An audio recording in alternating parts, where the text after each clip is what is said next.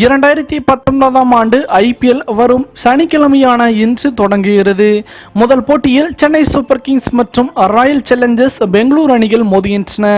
சென்னை சேப்பாக்கம் மைதானத்தில் நடைபெறவுள்ள இந்த போட்டிக்கான ராயல் சேலஞ்சர்ஸ் பெங்களூரு அணியின் உத்தேச ஆடும் 11 குறித்து இங்கு பார்ப்போம்.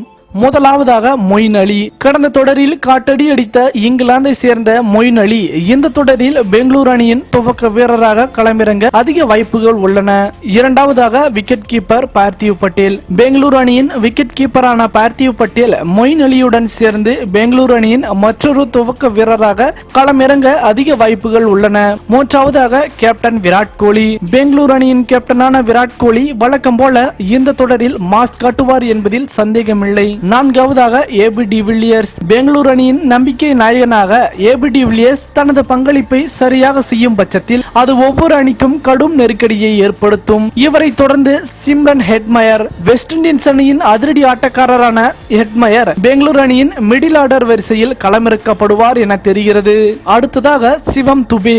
ஆல்ரவுண்டர்கள் வரிசையில் இளம் வீரரான சிவம் துபே இன்றைய போட்டியில் அறிமுக வீரராக களமிறக்கப்பட அதிக வாய்ப்புகள் உள்ளன.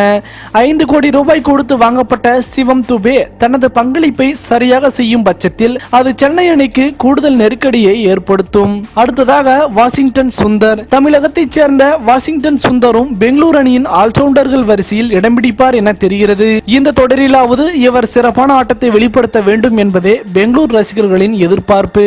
அடுத்ததாக டிம் சவுத்தி. சீனியர் வேகப்பந்து வீச்சாளரான டிம் சவுத்தி தனது பங்களிப்பை சரியாக செய்யும் பட்சத்தில் அது சென்னை அணிக்கு கடும் நெருக்கடியை ஏற்படுத்தும். அடுத்ததாக உமேஷ் யாதவ். பெங்களூரு அணியின் நட்சத்திர வேகப்பந்து வீச்சாளரான உமேஷ் யாதவ் இந்த தொடரிலாவது சரியாக விளையாட வேண்டும் என்பதே அனைவரின் எதிர்பார்ப்பாக உள்ளது.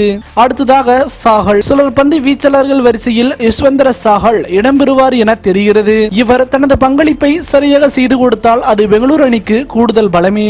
அடுத்ததாக சிராஜ். இளம் வேகப்பந்து வீச்சாளரான முகமது சிராஜ் இந்த தொடரை பயன்படுத்தி கொண்டு தன்னை நிரூபித்தாக வேண்டிய கட்டாயத்தில் உள்ளார். இவர் இன்றைய போட்டியில் சொதப்பும் பட்சத்தில் அடுத்தடுத்த போட்டியில் இருந்து நிச்சயம் நீக்கப்படுவார். சரிங்க, பெங்களூரு அணிக்காக கணிக்கப்பட்ட அணியை பற்றி உங்களின் கருத்துக்களை மறவாமல் கமெண்ட் பாக்ஸில் பதிவிடுங்கள். மேலும் இது போன்ற சுவாரஸ்யமான செய்திகளை உடனுக்குடன் தெரிந்து கொள்ள தமிழ் சேரை சேனலை சப்ஸ்கிரைப் பண்ணுங்க. மறக்காம பெல் ஐக்கானை கிளிக் பண்ணுங்க.